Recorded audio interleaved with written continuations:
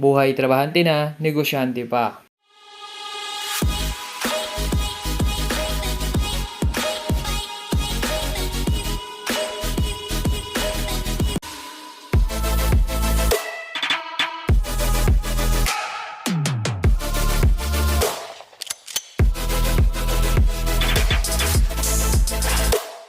Magandang araw po. Ngayon isi-share ko sa inyo itong ating mga napagdaanan ng mga karanasan at karanasan ng mga nakakausap natin. Kung ano ba talaga ang dapat nating gawin para umunlad tayo sa buhay mula sa ating kahirapan ngayon. Kung ikaw ay naghihikaho sa hirap, hindi ka naman nag-iisa. Marami tayo, maraming mga naghihirap. Kung ikaw ay may pinagdadaanan, hindi ka rin nag-iisa dahil lahat tayo dumadaan doon. Normal lang sa atin na dumadaan tayo sa mga challenges na meron sa buhay. Kaya huwag kang malungkot, huwag kang matakot dahil hindi ka nag-iisa. Lahat tayo, lahat ng tao, nakikita mo lang sa tingin mo, successful siya, tingin mo sa kanya, dami niyang pera, masaya siya. Pero syempre hindi mo alam kung anong meron sa buhay nila. Tulad ng mga naranasan ko sa trabaho, noon ay nagsimula ako bilang trainee sa isang company sa mga naunang trabaho ko. Naranasan ko minsan noon na pagtripan, murahin, maliitin. Normal lang naman yon kapag ikay nagsisimula kasi hindi naman natin ma-please lahat ng tao. Pero hindi dapat tayo magtanim ng sama ng loob dahil sa atin din kasi yon babalik. Tayo rin yung mahihirapan kung talagang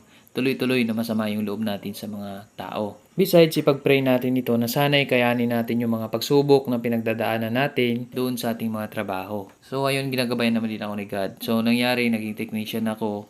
Hanggang sa after ilang years kung pagtatrabaho, naging technical supervisor ako.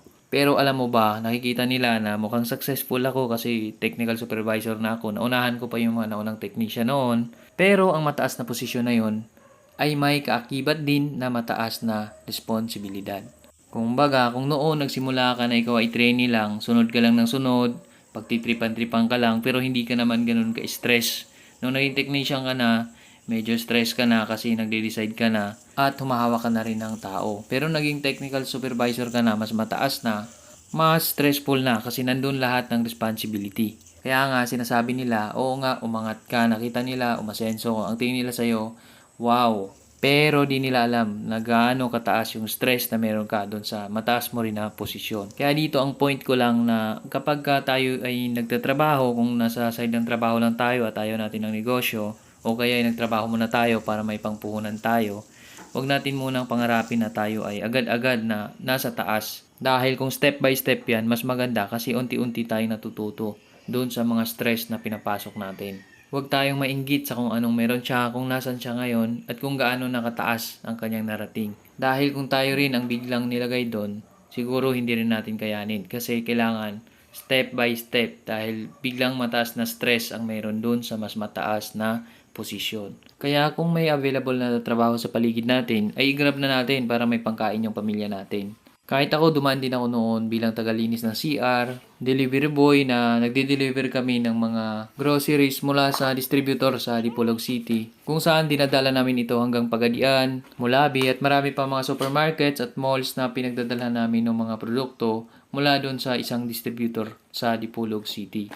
Akala ng iba, papasyal-pasyal lang kami kasi pumupunta kami sa iba-ibang lugar. Pero hindi nila alam na kapag dinala na namin yon, talagang hirap na hirap kami kasi minsan hating gabing bumibiyahe, walang tulog na maayos.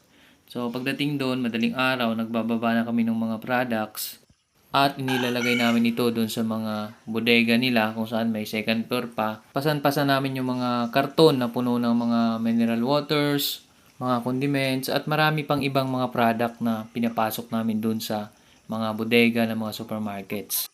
At ito ay mga example ko pa lang doon sa mga naranasan ko sa trabaho na talagang pinagdadaanan natin, lalo na doon sa mga baguhan lang sa trabaho, bagong graduate lang, minsan nasusuko agad sila doon sa trabaho dahil in-expect nila na maganda agad yung trabaho nila, pero pagpasok nila, nagsisimula ulit sila doon sa pinakasimula na inuutusan lang sila. Dahil kapag nagtrabaho na tayo, doon na natin maranasan yung pinaka-realidad ng buhay. Kaya may iba na bibigla sumusuko agad. So, ang advice ko lang, sana ituloy natin kung ano yung nasimulan natin. Huwag lang yung pinaka-delikado na trabaho. Kung saan po pwede tayong mapahamak. So, hindi naman dapat isugal natin yung buhay natin dun sa mga trabaho natin. Kailangan safety first. Piliin natin yung trabaho na safe din tayo. Isa rin kasi minsan sa dahilan kaya walang makain yung tao dahil minsan namimili tayo ng trabaho. Agad-agad gusto natin ng magandang trabaho. Marami naman talagang trabaho na pwede rin natin gawin para makakain yung pamilya natin 3 beses sa isang araw o higit pa o pwede pa tayong magmerienda. Basta't may sipag tayo, may tiyaga tayo at samahan natin ito ng pasensya. Huwag tayo agad sumuko kapag mayroong mga problema na ating masasalubong dahil normal lang yan sa buhay. At higit sa lahat, ang pinakagustong i-point ay dapat habang tayo nagtatrabaho, meron dapat tayong investment. Huwag nating hayaan na tuloy-tuloy tayo na habang buhay tayo nagtatrabaho lang. Kung meron tayong chance magnegosyo, kung meron tayong chance mag-invest, gawin na natin habang tumatakbo yung panahon ng ating pagtatrabaho para kung sakali man na lumawak na o lumaki na, umunlad na yung ating napiling gawing business, ay pwede na natin itong i-full time at hindi na natin kailangan pang magkaroon pa ng boss. Tayo na rin mismo ang boss sa ating sarili at yung pera na rin natin mismo ang umiikot para doon sa ating sariling pinagkakakitaan. Naalala ko dati meron kaming isang kliyente na nagpapakabit ng CCTV at ang kwento ni ma'am nung bata pa sila ay nagtutulak sila ng kariton at sila ay nanguha ng mga kalakal o kaya ay namimili sila ng mga kalakal. Naging madiskarte sila, naging masipag sila, naging matyaga sila. Pero may goal at may pangarap si ma'am kaya ino-observe niya rin yung takbo nung kanyang pinagdadalhan ng mga kalakal hanggang sa napaunlad ni ma'am yung kanilang pangangalakal. At alam mo ba yung nangyari? Ngayon ay isa na sila sa pinakamalaking komprador ng mga scraps sa Metro Manila. Kaya napakayaman na nila at may mga sasakyan na rin sila. Meron na rin silang magandang bahay, maraming outlets at mas marami pang investments. Kaya ang sabi ni ma'am, basta't may pangarap, meron kang pagpursigi dun sa iyong gustong marating, wala talagang imposible at dahan-dahan mo talaga itong mararating. Kaya sa mundo ay marami tayong pwedeng gawin para tayo mabuhay, para tayo makakain at tayo'y umunlad sa buhay. Hindi ko na itanong kay ma'am pero bata pa siya nung sila ay nangalakal pero ngayon medyo may edad na si ma'am, ngayon naman ay mayaman na sila. So ibig sabihin lang nito, nagsimula si ma'am bata pa lang so umuunlad-unlad yung kanyang negosyo. Hanggang sa medyo nagkaedad na siya, doon na lumago ng todo. Kaya masasabi natin na walang shortcut. Nasabihin natin magnegosyo tayo ngayon, bukas, sa sunod na araw, sa isang buwan, sa isang taon ay mayaman na tayo agad. Mahirap yun marating. Karamihan sa mga negosyo ay umaabot pa ng ilang taon bago ito lumalaki o lumalago. Kaya kailangan dito meron talaga tayong tiyaga. Tsatsagain talaga natin kung ano yung gusto natin. At madalas kung ano yung passion natin, ano yung hilig natin, doon natin ilaan yung ating investment, yung ating negosyo na gustong gawin. Dahil habang tumatakbo ito, dadaan tayo sa mga pagsubok, minsan ay malulugi tayo. Pero kung passion naman natin yung ginagawa natin, ay itutuloy at itutuloy pa rin natin yan. Hanggang sa di natin namalayan na dumating na tayo dun sa point na tayo ay maunlad na at mayaman na rin tayo.